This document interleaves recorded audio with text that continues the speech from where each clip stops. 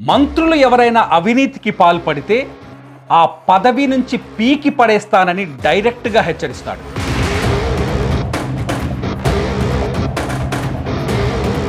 అధికారి ఎవరైనా లంచం అడిగితే మేము ఇవ్వమని మొహం మీదే చెప్పమంటాడు.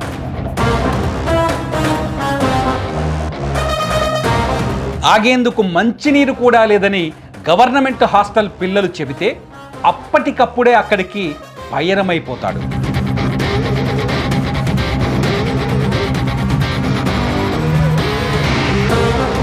మహిళల పైన ఎవడైనా అఘాయిత్యానికి తెగబడితే వాడిపైన కేసులు పెట్టడానికి వెనకాడిన పోలీసులపై చర్యలు తీసుకుంటానని చెబుతాడు.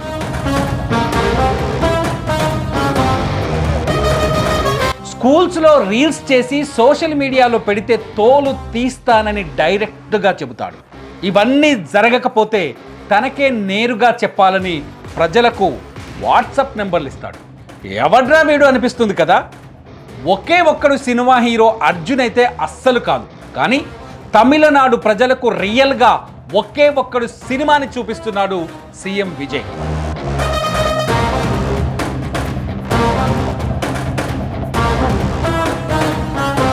సినిమా హీరోని సీఎం చేస్తే పరిపాలన ఇలాగే ఉంటుందని అప్పుడు జనం నమ్మలేదు. ఇప్పుడు నమ్మాల్సిన పని లేదు. తమిళనాడు సీఎం విజయ్ పబ్లిక్ కోసం ఇంతగా ఫోకస్ చేస్తే మరి ప్రతిపక్షాలు ఏం చేస్తున్నాయో తెలుసా? ప్రాజెక్ట్ మేఘాలయ పైన ఫోకస్ చేస్తున్నాయి. అసలు ఏంటి ప్రాజెక్ట్ మేఘాలయ అంటే? విజయ్ ప్రభుత్వాన్ని కూలగొట్టే ఒక భారీ మిషన్. లంచం మీద యుద్ధం మొదలుపెట్టిన సీఎం విజయ్ ఎమ్మెల్యేలకే లంచమిచ్చే పనే ఈ ప్రాజెక్ట్ మేఘాలయ. ఎక్కడో వేల కిలోమీటర్ల దూరంలో ఉన్న ఒక కొండ ప్రాంతమైన రాష్ట్రం ఇప్పుడు ఆ మేఘాలయ పేరు తమిళనాడు రాష్ట్రంలో ప్రతి గడపకు చేరింది. ప్రతి టీవీ ఛానల్, ప్రతి సోషల్ మీడియా ఛానల్ ఈ ప్రాజెక్ట్ మేఘాలయ గురించి చర్చిస్తుంది. ప్రాజెక్ట్ మేఘాలయ ఆపరేషన్ ఏంటి అని ఆలోచిస్తే చాలా స్పష్టంగా ఎవరైతే సభలో బలాన్ని నిరూపించుకొని ముఖ్యమంత్రిగా పీఠం మీద కూర్చున్న సినిమా హీరో విజయ్ని ఆ పీఠం నుంచి కూల్చేయడమే ఈ ప్రాజెక్ట్ మేఘాలయ యొక్క లక్ష్యమని పోలీసులు నిన్ననే బట్టబయలు చేశారు. ఎందుకంటే విజయ్ ప్రభుత్వాన్ని కూలదోస్తే తమిళనాడులో మళ్ళీ ఎన్నికలు వస్తాయి. ఎన్నికలు వస్తే ఈసారి ఎన్నికల్లో తాము అధికారంలోకి వస్తామని ఒక ప్రతిపక్ష పార్టీతో ప్రత్యక్ష సంబంధాలున్న ఒక నాయకుడు చేసిన ఆపరేషనే ఈ ప్రాజెక్ట్ మేఘాలయ అని చాలా స్పష్టంగా బయటపడుతోంది. ప్రాజెక్ట్ మేఘాలయ ప్రకారం ఏం జరుగుతుందంటే టీవీకేలో ఉన్న 15 మంది ఎమ్మెల్యేలను కొనుగోలు చేయటం.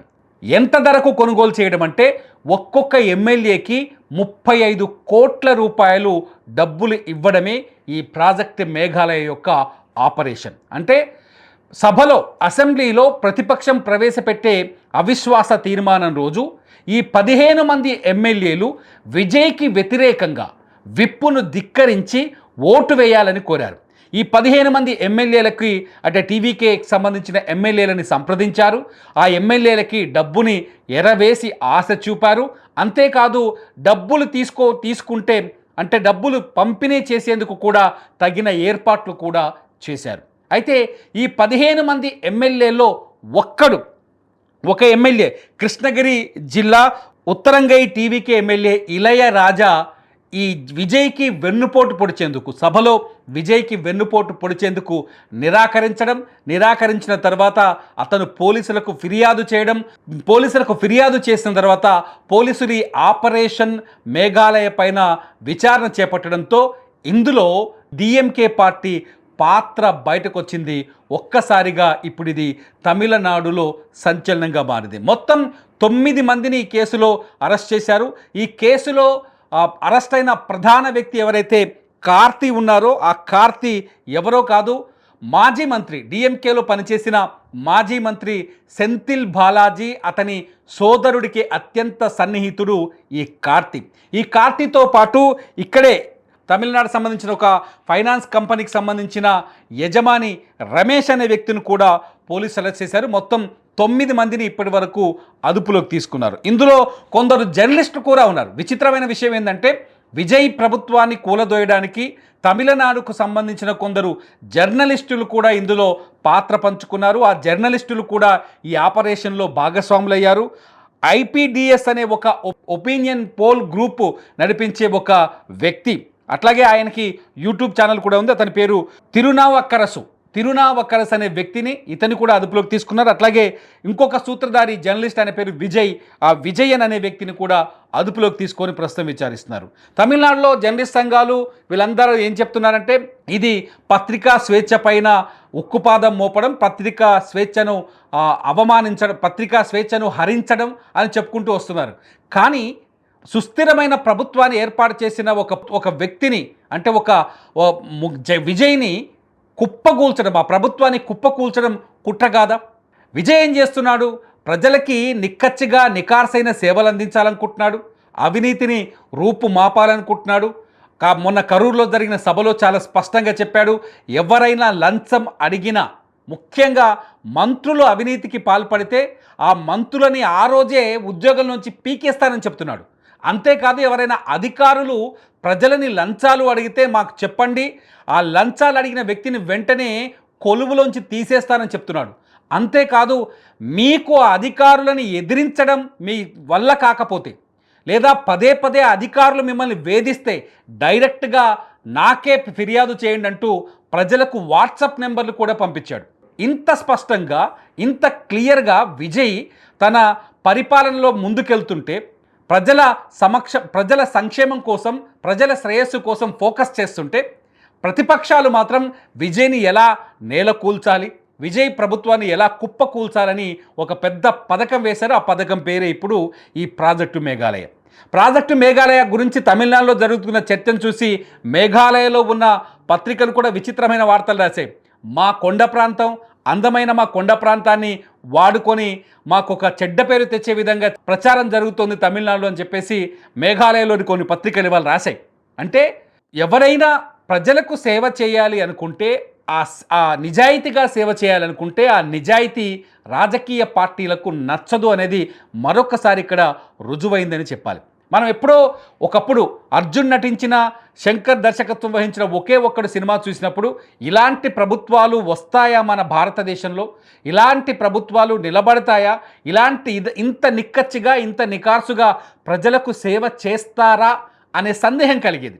అయితే సినిమా బ్యాక్గ్రౌండ్ నుంచే వచ్చిన, తమిళనాడులో రాజకీయాలని, సినిమాని వేరు చేయలేం, అదే సినిమా బ్యాక్గ్రౌండ్ నుంచే వచ్చిన సీఎం విజయ్ని చూసి కొంత ఇటువంటి చర్చ జరిగింది. విజయ్ నిజంగా ఒకే ఒక్కడు సినిమాలో హీరో లాగానే తను కూడా ఎప్పటికప్పుడు స్పాట్లో నిర్ణయం తీసుకునే సీఎం లాగా పనిచేస్తూ వస్తున్నాడు. అక్కడ అర్జున్ చూసినట్టుగానే ఇక్కడ విజయ్ చేసే చర్యలను చూస్తే అర్థమవుతుంది. విజయ్ రోడ్డు పైన కారు నడిపిస్తాడు, అట్లాగే రోడ్డు మీద నడుచుకుంటూ వస్తాడు, ఎవరికైనా సమస్య వస్తే బయటగా చలాకీగా వచ్చి వాళ్ళతో మాట్లాడతాడు.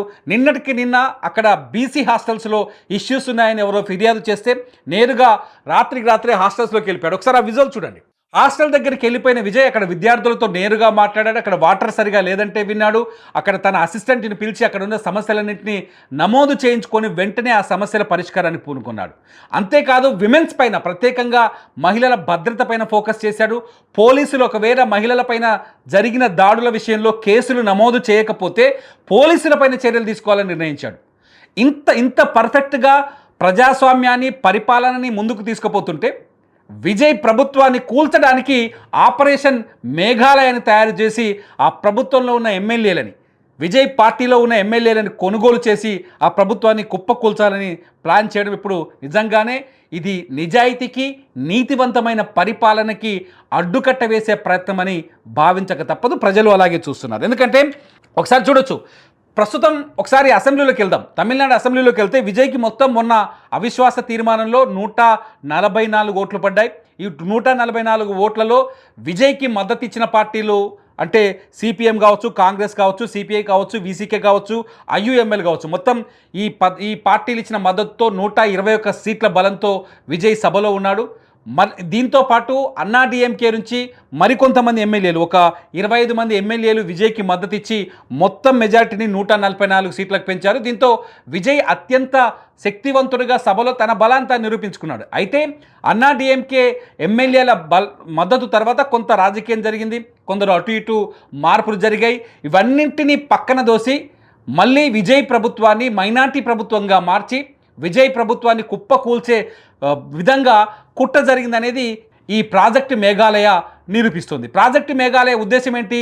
కేవలం టీవీకేకి సంబంధించిన 15 మంది ఎమ్మెల్యేలను కొనుగోలు చేయడం. ఈ 15 మంది ఎమ్మెల్యేలను కొనుగోలు చేస్తే ఏమవుతుంది?